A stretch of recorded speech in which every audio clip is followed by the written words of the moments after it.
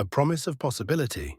This quote by George Eliot, the pen name of 19th-century English novelist Mary Ann Evans, is one of the most hopeful and liberating statements in all of literature. It is never too late to be what you might have been. These words are more than poetic. They are a bold rejection of fatalism. They dismantle the belief that time, age, circumstance, or past choices determine our future. In its essence, this quote says, "You can begin again. You can become more. You are not done yet." This essay explores the meaning, implications, and transformative power of this quote. We'll delve into psychological, philosophical, and real-world perspectives. We'll examine why many people feel too late, how to reclaim possibility, and how this quote serves as a call to renewal, reinvention, and rediscovery. Chapter 1. Who was George Eliot? Mary Ann Evans, known by her pen name George Eliot, defied gender norms in Victorian England to become one of the greatest novelists in literary history. She published works like Middlemarch and Silas Marner at a time when women writers were rarely taken seriously. Her life was a testament to second chances. She began publishing major work in her 30s and 40s. She lived unconventionally, choosing intellectual freedom over societal approval. She transformed herself through will, study, and vision. Eliot knew intimately that reinvention was not only possible, it was powerful. Chapter 2. Unpacking the quote. It is never too late. These 5 words address a fear embedded in the human psyche. That time has passed us by, but Eliot dismisses that fear. The door is still open. Age is not a boundary. Delay is not defeat. Regret is not the end. And to be what you might have been. This part is a mirror. Who did you once dream of being? What path was never walked? What voice never spoken? What dream left behind? The quote suggests those parts of you are not gone. They are waiting. Chapter 3. The myth of too late. The modern world often imposes silent timelines. Graduate by 22. Succeed by 30. Settle by 35. Stop dreaming after 50. These deadlines are social fictions, not truths. History is filled with late bloomers. Laura Ingalls Wilder published Little House on the Prairie at 65. Colonel Sanders founded KFC at 62. Grandma Moses began painting at 78. They didn't ask, "Is it too late?" They asked, "Why not now?" Chapter 4. Regret as a catalyst. Many people live with the ache of what might have been. Regret can either cripple you with guilt or motivate you to act differently now. Eliot's quote transforms regret from a prison into a springboard.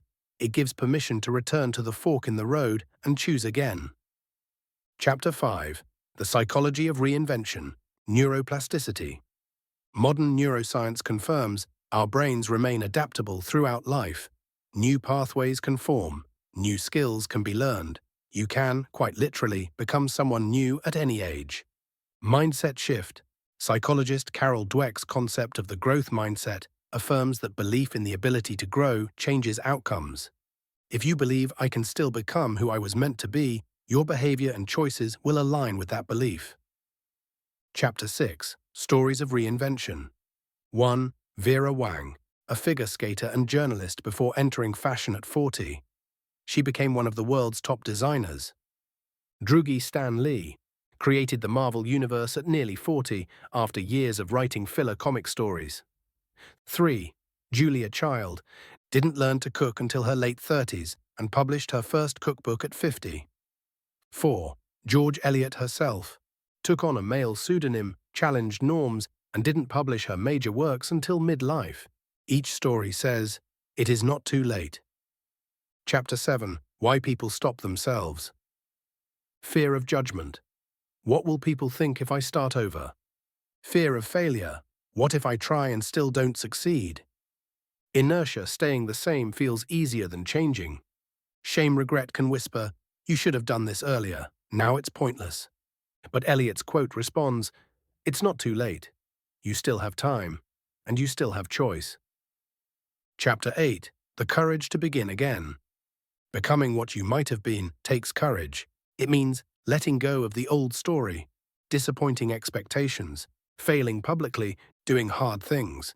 But it also means coming alive, tapping into purpose, writing your real story. Chapter 9. Personal growth is not linear. We imagine life as a straight upward line, but real growth is spiraled. You pause, you regress, you jump forward. The path to becoming your fullest self is not lost if you take detours. What matters is that you return. Chapter 10. How to start becoming again. Reconnect with lost dreams. What did you love before you were told it wasn't practical? Name what you want to be: a writer, a speaker, a healer, an entrepreneur, a joyful person, a whole person. Take small actions, enroll in a class, start a journal, join a community. Pitch the idea. Stay patient. Small, consistent steps can reshape your destiny. Chapter 11. The role of time. The quote reframes time as a resource, not a ruler. Time is not a judge of your worth. It is the canvas upon which you can keep creating. As long as you're breathing, you have access to change. Chapter 12. Becoming is ongoing. Eliot doesn't say, you can become what you once might have been. She says, be what you might have been. Which means becoming is still happening. Even now, your future self is emerging. Chapter 13. The legacy of choosing again. Choosing to reinvent yourself doesn't only affect you, it inspires others. It breaks generational patterns. It builds a culture of possibility. Your courage to begin again becomes someone else's permission slip. Chapter 14. Your might have been is still alive. The dreams you once buried, the words you never said, the risks you didn't take. They didn't die. They're dormant, waiting, hoping, still inside you. It is not too late. Chapter 15. Final reflections. Now is always the right time. George Eliot's quote endures because it strikes at the heart of human longing. The desire for more, the hunger for meaning, the hope that we're not too far gone. She gives us more than words. She gives us permission to start again, to grow again, to be again. Conclusion. The lifelong becoming.